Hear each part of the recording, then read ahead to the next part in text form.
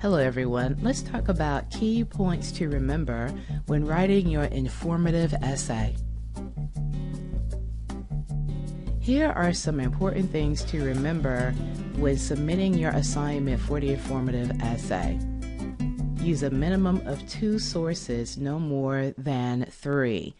Now this is for Strayer University students, Composition 1, but this can also apply to anyone writing an informative essay.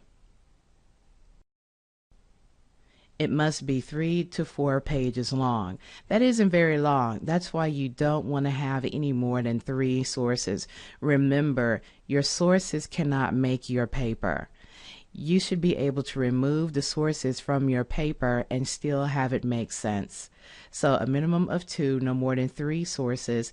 The paper must be 3 to 4 pages long. Remember, you do not count your cover sheet.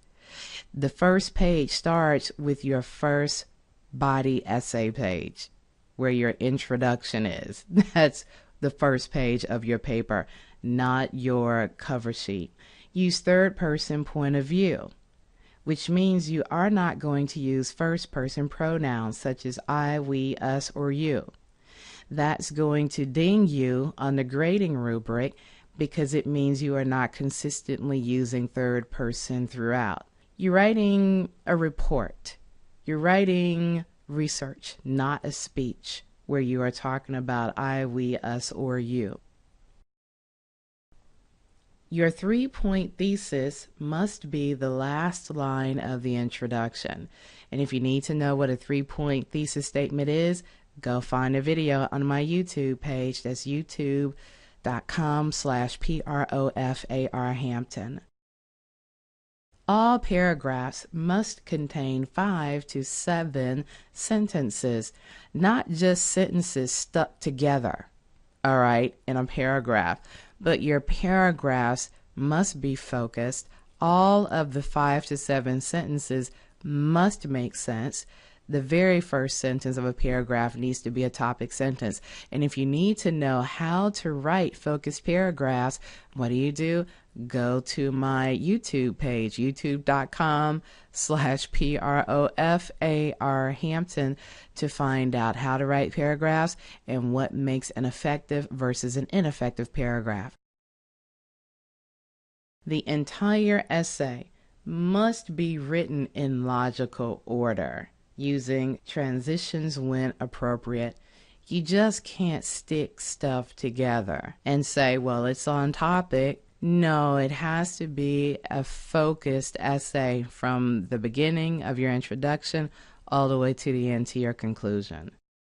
Grammar, mechanics, and punctuation. You must edit your own mistakes even after you submit it to Grammarly. Grammarly does not catch how you are putting your sentences together. So if you are putting your sentences together in a way that is confusing, Grammarly is only going to catch whether you have misspelled words, or I don't know what it's catching, but you have to know grammar on your own. And so what do you do for common grammar mistakes, to learn how to correct the most common grammar mistakes, especially that students make in their college writing? You go to my YouTube page. That's right, youtube.com/profarhampton. That's short for Professor Hampton. And you can also get my grammar book. The link is in the box below.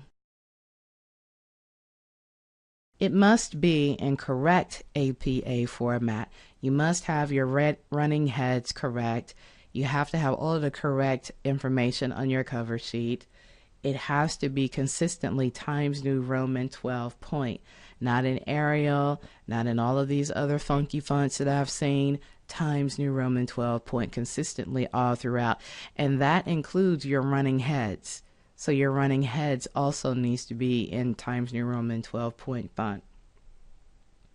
In-text citations must be correct, and we're going to see examples of that on the following screens. No hanging quotes. I'm getting ready to talk about that on the following screens. Remove all track changes, marks, and comment bubbles. When you submit a paper for final grading, it needs to be a clean copy. So don't have red scratch out marks showing from track changes and don't have comment bubbles showing. Yes, I have gotten papers like that. You have to remove all of that stuff before you submit your final paper. Will it impact your grade? Yes. So let's take a quick look on how to correctly incorporate research into your paragraphs. So when you have in-text citations, that means that you are giving the reference to where you got your information inside of the paragraph. So I want you to look at the information in bold. What I did was to go ahead and cite the author and the work. And when you do that, you just have to give the date.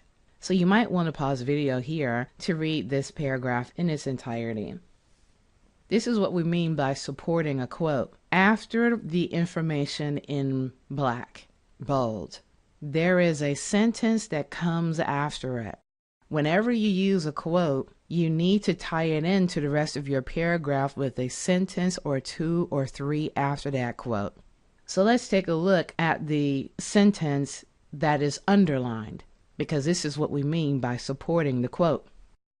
With tensions between police and civilians at an all-time high, law enforcement leaders must take extensive measures to reduce the stress officers feel when interacting with people in the communities they serve. So having a sentence after your quoted material is what we mean by supporting the quote. This is what we mean by a hanging quote.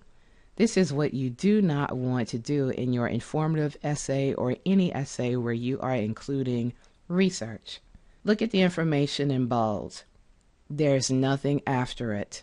That means this quote is unsupported. If we take this quote out, because this is somebody else's words, not yours, if you take it out, then the paragraph stops at might deal with stressful situations. Is that a complete paragraph on its own without the bold material? Could something else come in that paragraph without the bold material? The answer is yes. So when you include the research, which is the bolded sentence, you must have a sentence or two that comes after it to support the quote. That's also called analysis. So if you have written an essay for the GRE or any standardized test, analysis means that after you insert a quote, that you come back and give a sentence or two or three that ties that research into the rest of the paragraph. Well, that's it. So if you have any additional questions or you need any additional assistance, please go to my websites, arhampton.com or easyedits.net.